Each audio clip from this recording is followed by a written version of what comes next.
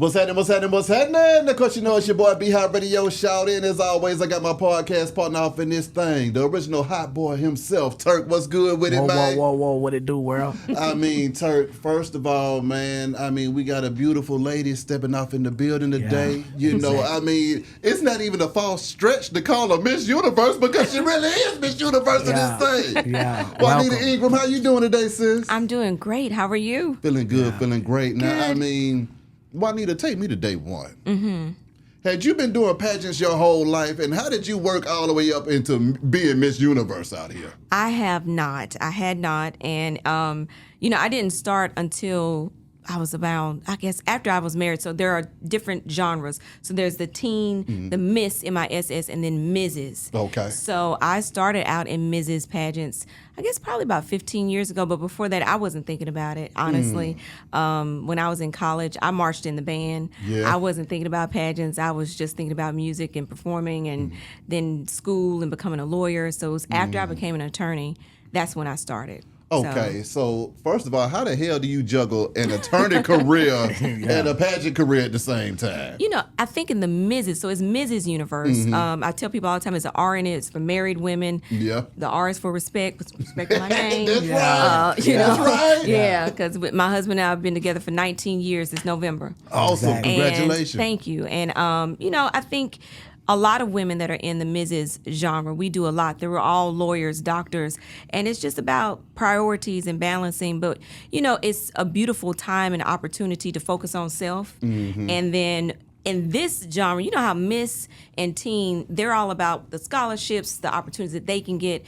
In the Mrs. sector, you are really focused on giving back because we're all already accomplished. So we have charities of choice that we focus on all year long. So mine is Dress for Success. And so I'm helping women get back into the workplace, become financially independent, help their children become financially independent, because you change a woman's position, you change your whole household. That's right. Yeah. So that's my focus, and that's what we've been doing. And I don't know, I find it easy when you set your priorities. I don't believe in work-life balance because that connotes that everything's going to be equal. Yeah. Nothing's going to be more important to me than family, my children. That's right. So you set your priorities before you go into it. So when opportunities come, I don't mind saying no. That's right. No is a full sentence. And so either it works or it doesn't, but it's just a good time in my life right now. Exactly. Yeah. Strong. Yeah, it works. So the difference in balancing being an attorney, I know that's a huge job to do. It is. And being Mrs. Universe, like how do you balance it all? I've been an attorney now for 21 years. So I think I just look really young. So when I say that, people are like, wait a minute. Exactly. Well, but black don't you crack. Only 21. So I'm going to look like this, so I'm 60. So it doesn't matter. You know what I'm saying? It's going to be what it is. But I think, again, it's important about seasons. Every season in your life is not the season for you to do certain things. Yeah. So now my children are a bit older. I have a full-time nanny that lives with us. We live in Singapore. It's just the right time and the right place for me to do all of this. But at one point in my life, I tell young women all the time, like, you don't have to do everything all at once. Yeah. You have to wait for the right season. So like 10 years ago, I went to Mrs. Universe. I did not win. And it happened this past year. I still have 2 months left in my reign, but it happened in the right season. Yeah. And sometimes we try to rush things and it's not your time yet. So when my kids were younger, 3 and 5, and when I was younger in my career, it wasn't the time for me to do all of this. But now that I have more freedom, I work for myself, I could set my own schedule. You just have to be in the right place in the right time in your life. But people look at things and they compare. You're looking at it like it's a snapshot. This is a culmination of 10 to 15 years that I'm in the position to do this now, and I put in the work to be in the position to do this now. I can tour the world now. Exactly. I'm in a different position than I was even 10 years ago. Exactly. So, yeah. Where are you from, Juanita? Chattanooga. Okay, Tennessee. Right up the street. Okay, Yep. now ain't mad at that. Ain't mad at that. Yeah. Chattanooga, Tennessee. So how do you go from Chattanooga to Singapore? Yes. So Explain that. Yes. Well, before that, we were in Taiwan for 2 years, then London for 5. So I've lived outside of the U.S. for almost 12 years now. Singapore. This is our third year in Singapore. And my husband's job, he's an executive at a pharmaceutical company. Okay. And his job is what takes us all around the world. But he laughs because he's like, I don't know if it's my job or if it's your calling. And my job is just the catalyst to do what God is going to do in your life. Exactly. But I knew we were going to live internationally when we first got married. Even though we hadn't left the U.S. First time I left was our honeymoon. Yeah. And I was like, God just showed me that we were going to live. I had no reason to really think that. Yeah. But we decided to go on our honeymoon to go to Rome and Florence. And then we went every year after that. So I think we were prepared to live abroad because we traveled. And yeah, I love it.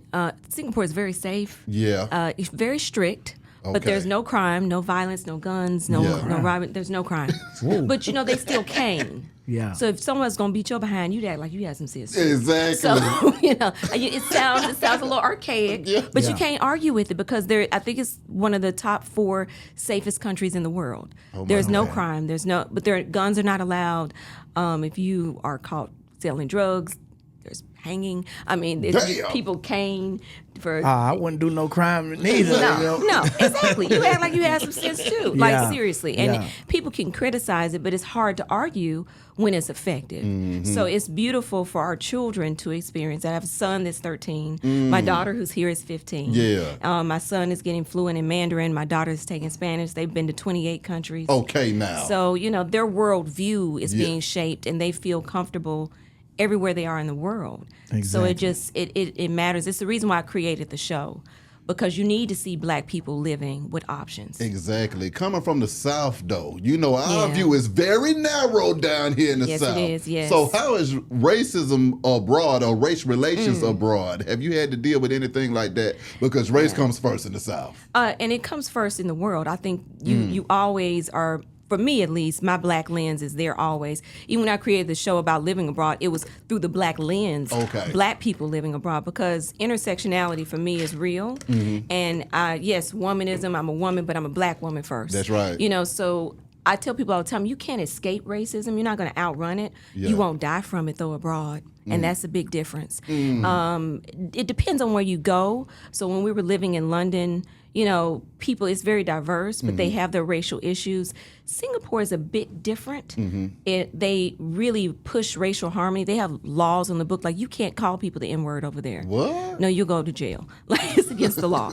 And they push for racial harmony. Now, there's no perfect place. Yeah. There are pros and cons to every place, but I think psychologically, because it's so exhausting sometimes to be Black and be in America. Yeah. And the things that we have to deal with all the time. I mean, even in my career as an attorney and being in corporate America and being Black and a woman, the things that you have to deal with, where there's no living room, locker room factor for Black women. So meaning there's no locker room factor, Black men or men in general, you can talk about sports, you can relate. Yeah.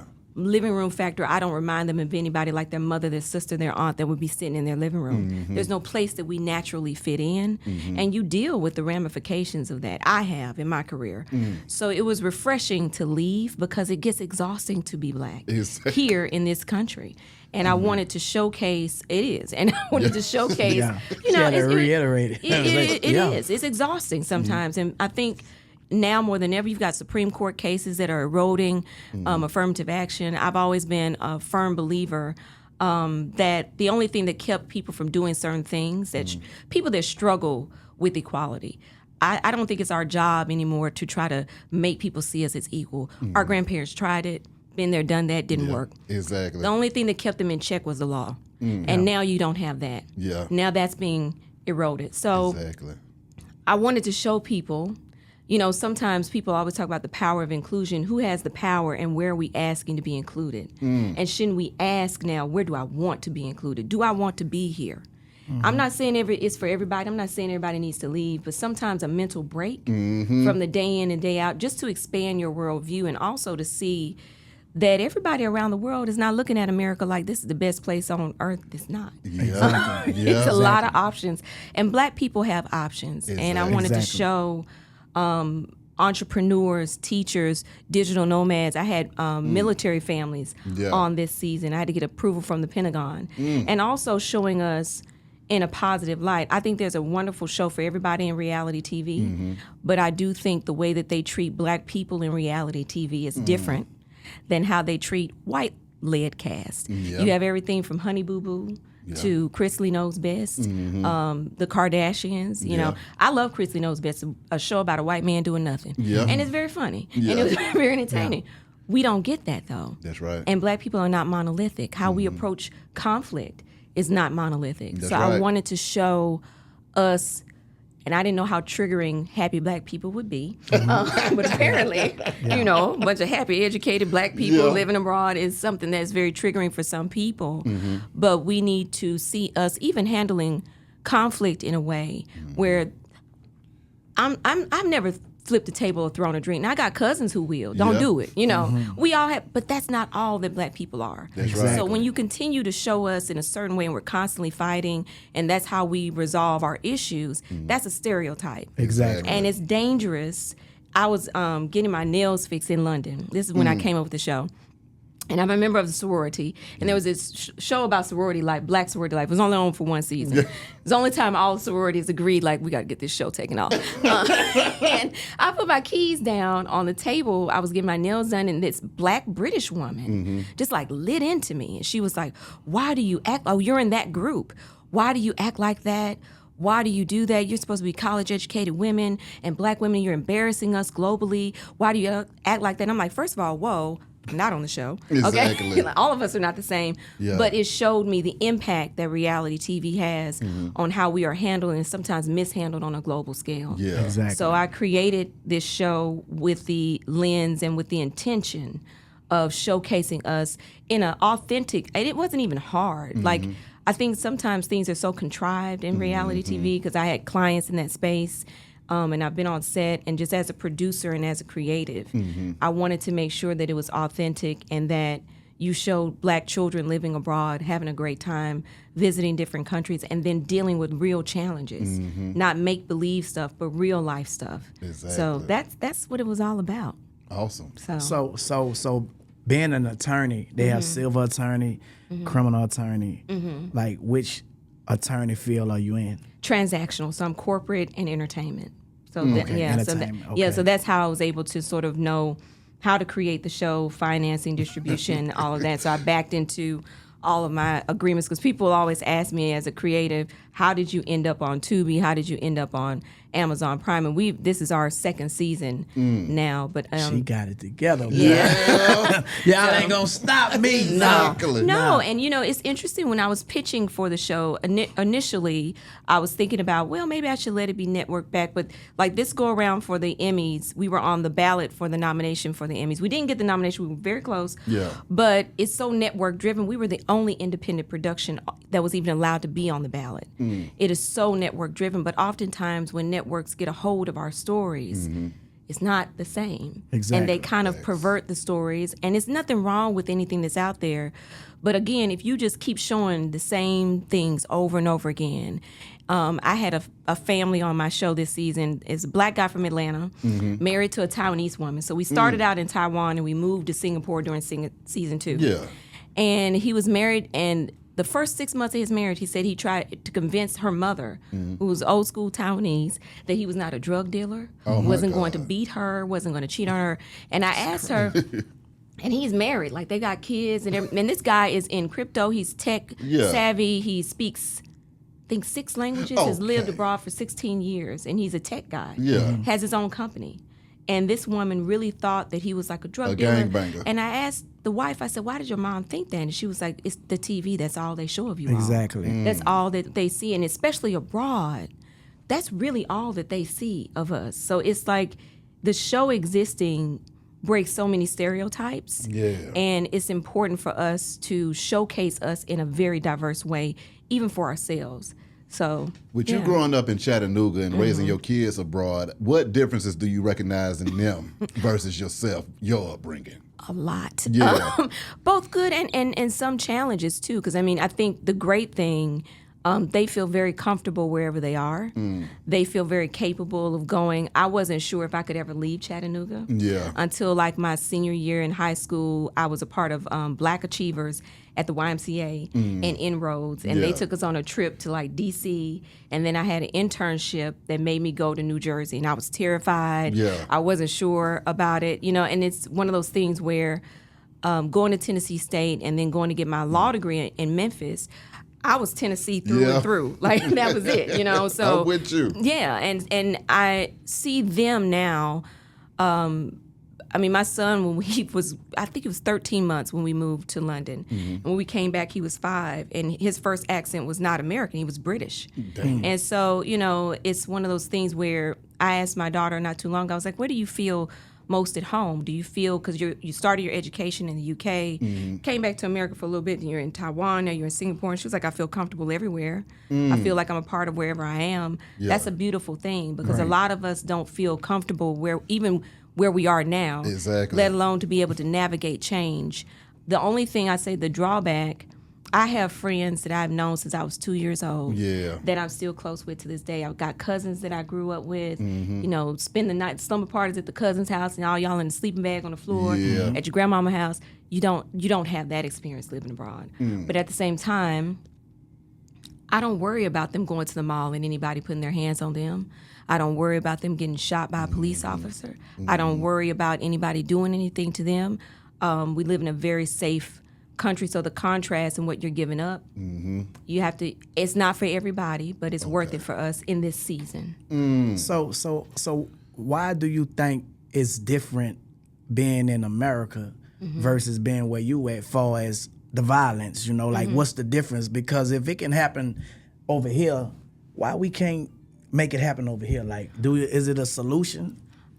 It's a very complicated solution, because you have, you know, the NRA that's here that controls a lot of policy and a lot of legislature. It's money driven. When you talk about gun violence and gun control, guns are not allowed in Singapore. The same way, you know, you have stabbing issues and violence in the UK, but guns are not. Even the police officers in the UK can't carry guns. Yeah, it's unless they're guarding the Queen.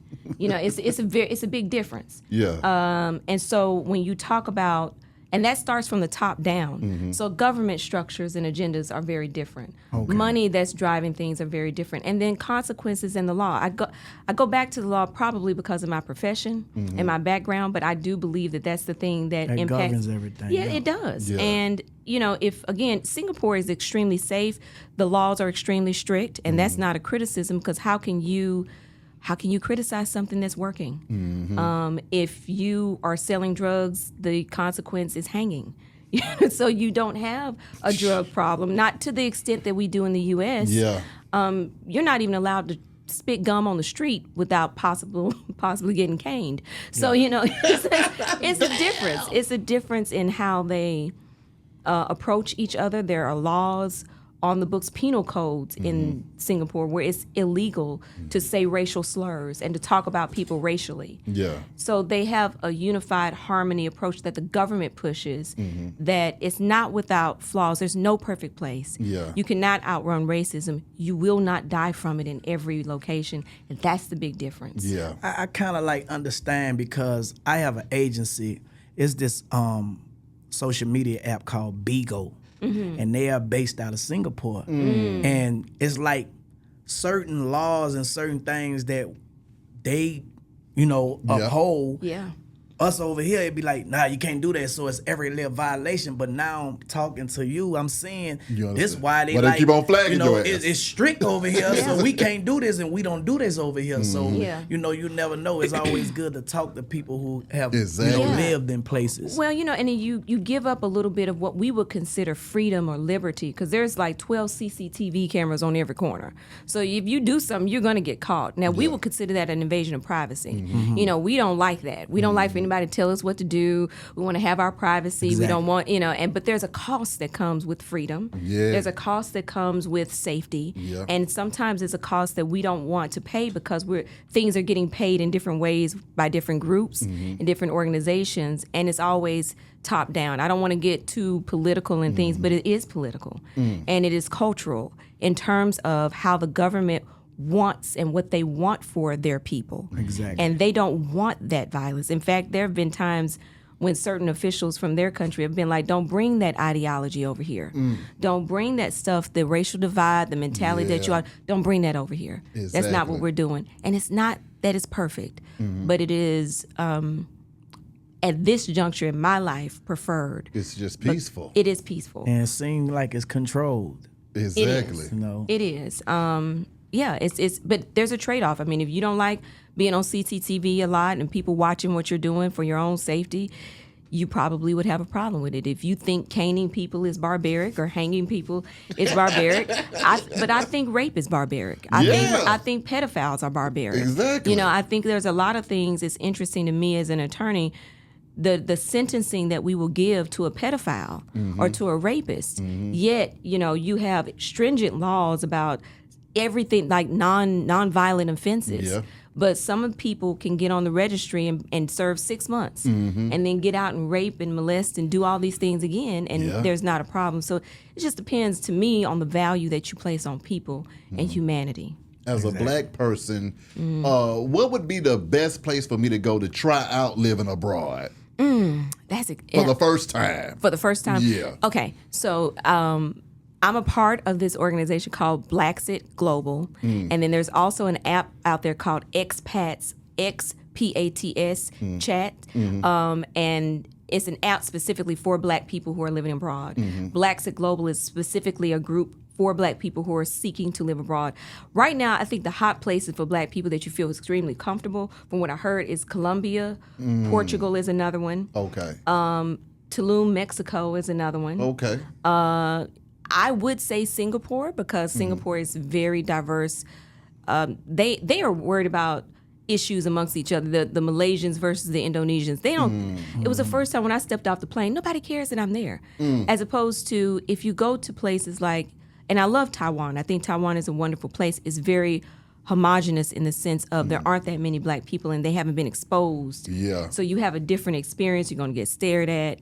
My friend came and visited. She had this big blonde afro, and I'm like, they're going to touch your hair. She was like, that's not going to happen. It happened. And I got it on film. I'm like, I told you they were going to do that. I don't know why they act like they never, I don't know. That's what I'm like, are we aliens? You see us in the movies, you see us on television. Yeah. But every day almost, I lived there for 2 years, and I would get on the elevator, and somebody would jump when they saw me, like, who? Like, Okay, now. come on now. Like, so you will have a different experience, but that's not going to happen. My other friend that's here just came back from Colombia, and I've heard it's a beautiful experience, extremely diverse. So I think you have to do the research before you leave, before you go. Okay. Because even though, for example, Paris and the UK are very integrated, very diverse, but you see every day different accounts of different experiences there. So in terms of where you will have the least amount of oppression and racially driven aggression is different. And I would say the Latin countries, Singapore is a bit magical for an Asian country. It is extremely diverse because everybody, they call it the London of Asia because everybody's there. Okay. So being a author, a lawyer, a film, a director, Exactly. just everything. You got to have a first love for like which one you love the most. Oddly enough, it's film and acting. Okay. I started out in theater when I was 9. Okay. And a lot of my friends now are like, did you just do law because you're smart and you can, and you just shoved down what was really in there? And I'm like, I think I have accepted that I am, there's a book called Whole Brainers. Well, you know how some people are left brain, right brain dominant?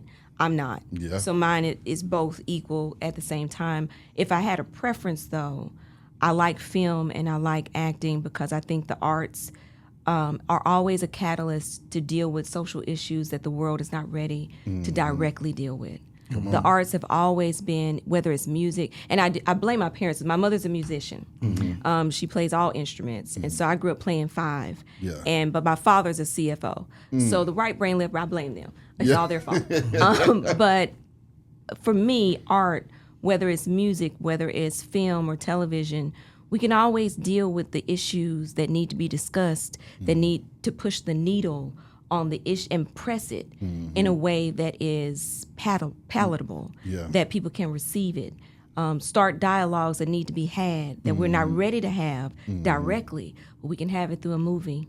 We can have it through a character. We can have it through lyrics in a song that make people, all people, is one thing that's universal. It's like music is universal. It is a universal language, and the arts to me is that catalyst where I only became an attorney because I like helping people. Yeah.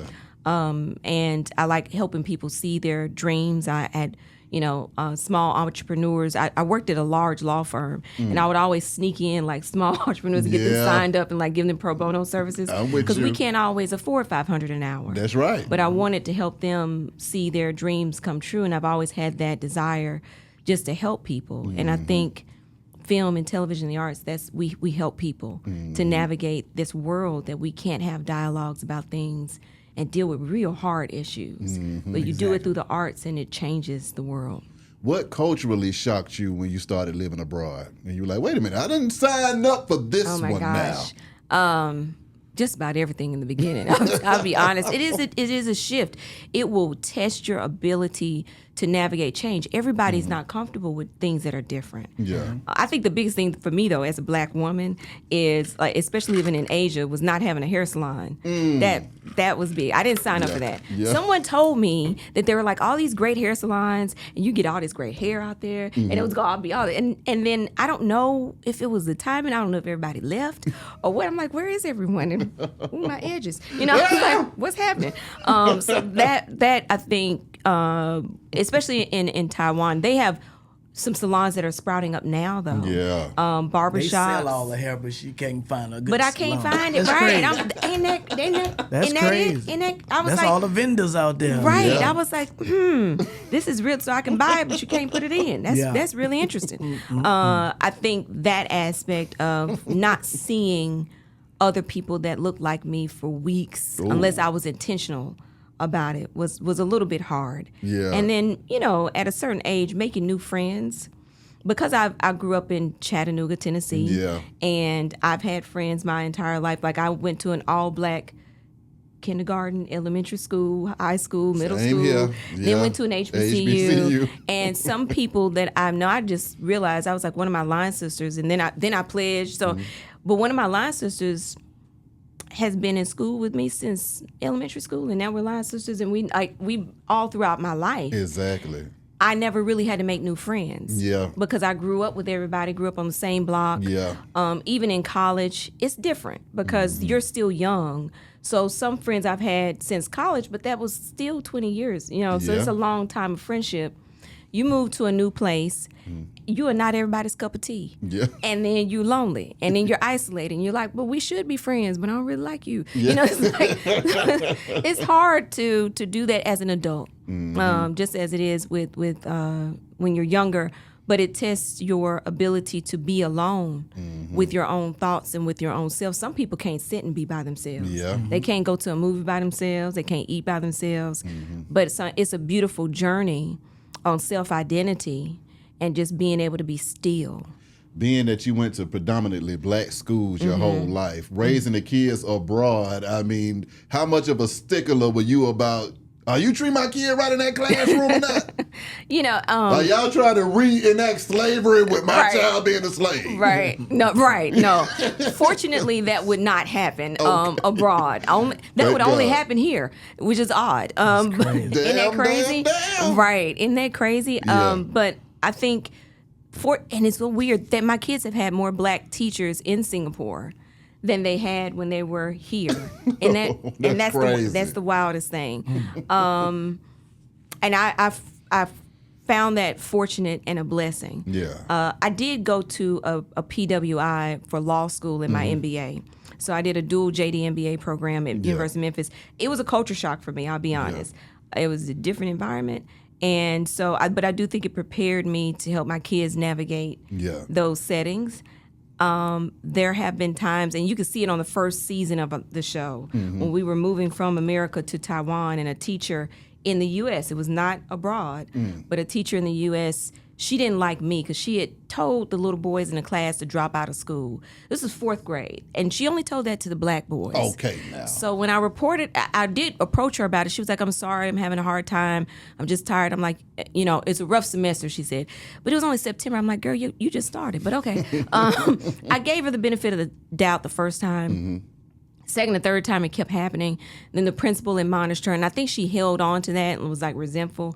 She put something in my son's application to go to school in Taiwan, and he didn't get in. So you could see that play out in the first season, and it has lasting impact. So you would deprive him of an education or attempt to, because you're so bitter. Interesting things happen where there's no accountability, as opposed to, again, in other settings, in other schools, in other countries, they take that far more serious than we do. It's not perfect. There's no perfect place. Okay. But I think we are very nonchalant about how our black children are mishandled in predominantly white settings. And it's like you have to fight tooth and nail.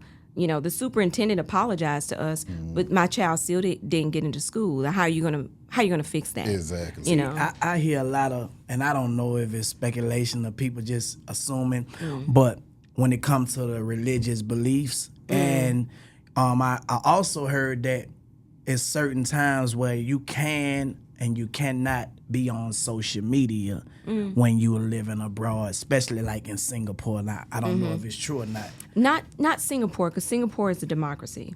I think that's more so China, maybe, that they do regulate. And you have to, again, you need to research where you're going, because now I do know Asia as a whole, and people don't realize it's like Netflix is curated. Amazon, Prime is curated. So you may not see all of the shows that you'll see here, because there's certain ideas and certain things that they don't want you to see. Certain things that they don't want to be shown. Singapore doesn't regulate social media at all. Not like that. It's very much a democracy, but there are other countries in Asia, Malaysia perhaps, but I think that's more so China that, for example, WhatsApp doesn't work over there. So they regulate a lot of what's being said, a lot of what's being shown and shared. During COVID, you saw it a whole lot, because when Asian countries shut their borders, it wasn't like over here, like we kind of should, kind of, sort of. No. Like you couldn't leave. And if you left, you could not come back. So is it doctrination or education? Like, what would you? Both. I think it's cultural, what they have normalized, what is their norm, and that's indoctrinated into their culture, into their psyche of this is what is going to be normal for us. And sometimes they really do see us as abnormal. It is strange to them, violence that's here. It is strange to them. Like, they're like, well, why would you need a gun, though? I don't understand why you would need that. That's I can tell you a few reasons. Right, right. But to them, they can't fathom, like, but why do you all need all of that? Like, I don't understand, why would you need to carry a weapon? Because that threat is not there. That's not been normalized. And then education-wise, they do educate the Minister of Education, Minister of Defense. They all work together in harmony. This constant idea of racial harmony is something that is pushed forward. I don't mean to paint a utopia, because the reason why they have those laws is because they needed them. Exactly. So you create things because you need it. That's right. But you enforce it with real consequences. That's the only way it has teeth. So. Yeah. Where does that dollar go the furthest? Now, Taiwan, the dollar will stretch. Okay. It's extremely affordable to live there. Y'all ever seen Crazy Rich Asians, the movie? It's a movie called Crazy Rich Asians. I think I've seen it. Yeah, that is Singapore. Now, Singapore is extremely expensive. They don't make anything, or not they don't make anything. They don't grow anything. Everything's imported. So it's extremely expensive. Okay. London is expensive. Larger cities like that. But you go to like Taiwan, Thailand, extremely affordable. Yeah. In Bali, Indonesia, and other cities or other places in Indonesia, is extremely affordable. Colombia is affordable. Portugal. Trying to think of some more.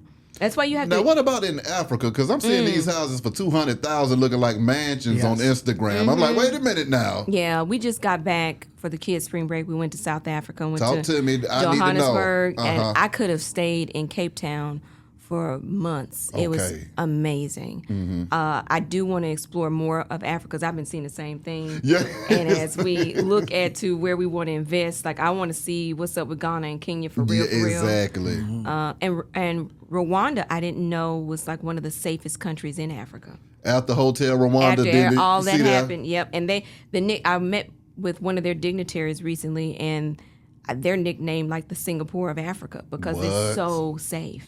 Yeah, so that's one on top on my list to go and visit this year. Tanzania. I mean, it's just so many beautiful places there. Now, I've heard that the dollar goes a long, long way. Yeah. And you see a lot of musicians and celebrities that are getting dual citizenship now, too. Yeah. I don't have Ghanaian in my background, Senegal and Sierra Leone. They pushing a lot of fear over here, man. I want to talk about you being an author. Like, what are the name of your books, and how can we, get them in our hand and reread them? Absolutely. They're all on Barnes & Noble.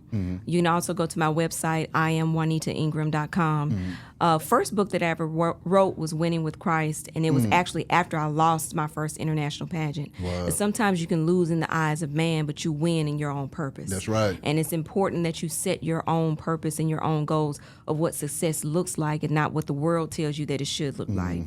The second one was like an anthology of other women that were telling their stories of overcoming things like human trafficking, being molested, domestic violence. So it was called Beauty for Ashes, and it was 17 other authors that told about their stories. And my last book, latest one, Fabulous, Faithful, and Free. All right now. So many women asked me to mentor them.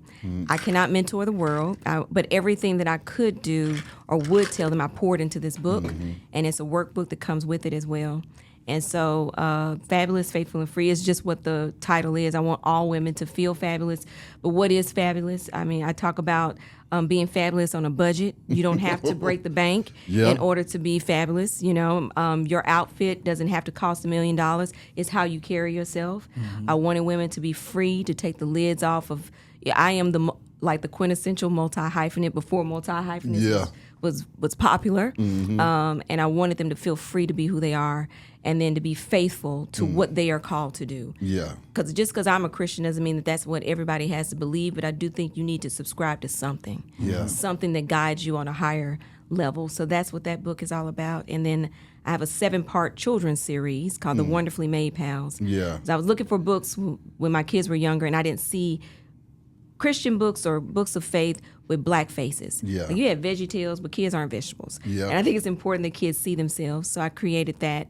And all of that's on BarnesandNoble.com. Awesome. Yeah. Also, I need to ask you, how do you feel about how black women are being portrayed in America? Because, we already had the men that are gangsters, but I mean, now the women are getting a raw deal in media. Yeah, it's hurtful. I was, again, on this season on the show, we had showcased a lot of black women dating abroad.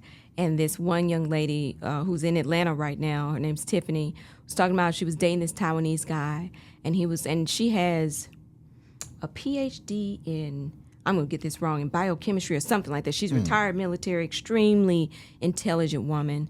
And he said to her, "You're nothing like I thought you would be, because I thought you were all gold diggers. I thought you were all very loud and ignorant." I mean, he just said it to her. Like, she was like, I'm sitting across from this guy, and he's telling me how he thought I was going to be loud, ignorant, and a gold digger, and, just sort of substantiveless. And that's because that's how we are portrayed. He thought that all she did was be argumentative and fight.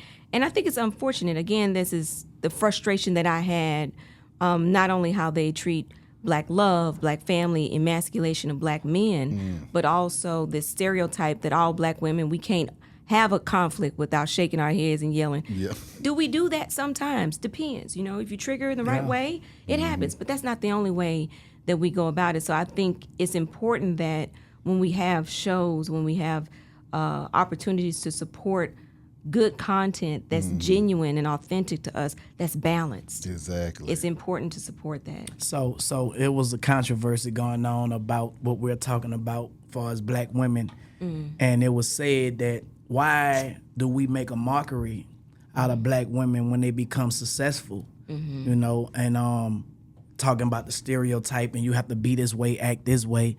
And when that was said, a lot of people took it as if you saying that I'm making a mockery out of black women. But when we say we speaking as a whole. What's your take on, like, when black women become successful in hip hop?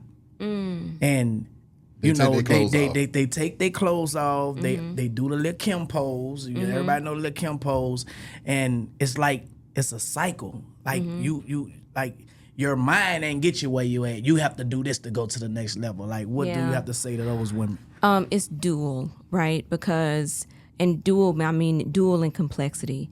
Because what is celebrated, what is sponsored, what is promoted, what is endorsed, what is they wouldn't be doing that if that didn't have a payoff.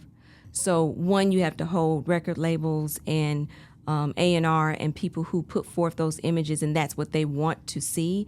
That's what they reward. You have to hold that accountable. At the same time, consumers run everything. And that's what they consumed, and that's what they celebrated. Now, one would argue that's what was put forth, you know, and it's a vicious cycle. On one hand, I find it interesting how critical we are of Black women in that particular situation. No one was that critical of Madonna. When Madonna does it, when other white artists do it, and white female artists do that and even more. When Lady Gaga does it, it's not a problem. Now, to a certain extent, though, on the balance of that, the reality is Black women, intersectionality exists. You are not Madonna, and you are not going to walk out her life. You don't have her privilege, and unfortunately, it is what it is. And that I'm a realist, and I don't think that you have the privilege. Like when people say, "Isn't pageantry outdated?" and "Isn't that sexist?" and "Isn't it, it's so misogynistic? Are you getting up there and letting people judge you?" I think that's a beautiful, privileged lens to look at in life, where you've had European standards of beauty that have been pushed down or shoved down our young girls' throats, and they've never had someone of that's Black to be in these roles. It's a privileged lens to look at. We don't have the Madonna privilege. This is nothing against Madonna. We don't have the Madonna privilege in life. That's right. And that's just the reality of it.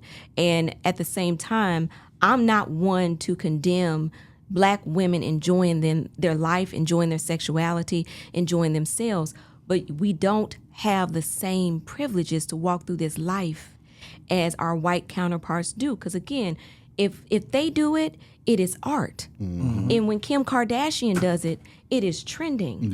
It is setting the tone. It is not vulgar. It is not disgusting. And I'm not saying all she does, but a lot of what she does is the appropriation of the Black female divine exterior and what we have set as trend. We have always been the trendsetters. I do want us as Black women, and I don't think we struggle with this. I think the world struggles to allow us to be fully in it. And that's not always our fault.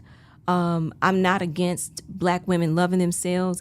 I don't think there's anything wrong with twerking at at an award show. If you don't have anything wrong if Madonna got up and did it, and she's done worse on stage. Exactly. So I don't like the hyper judgment, because we already walked through this life being judged. Exactly. With a different lens and a different standard than everybody else. And I think every young Black woman is a queen, and how she chooses to rule and reign is her business. Exactly.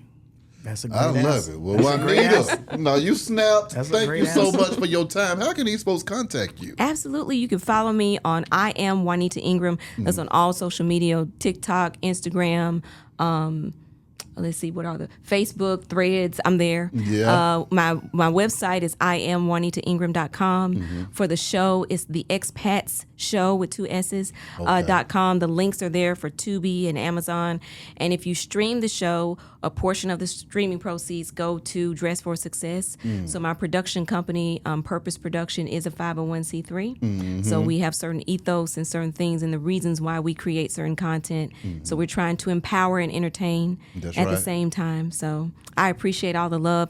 Please stream and please support, because when you have quality content that's trying to change the needle on how Black-led casts are being treated within a particular genre, you gotta support. Exactly. Yeah. Juanita, give me some. All right. Thank you so much. Thank you so you. much for your time. Thank you for Wish having you nothing me. but the best and much success. Thank you so Juanita much. Ingram, Hot Boy Turk, Be High Radio, shout it. Yeah. I'll let y'all in a minute, man. Yeah. We gone.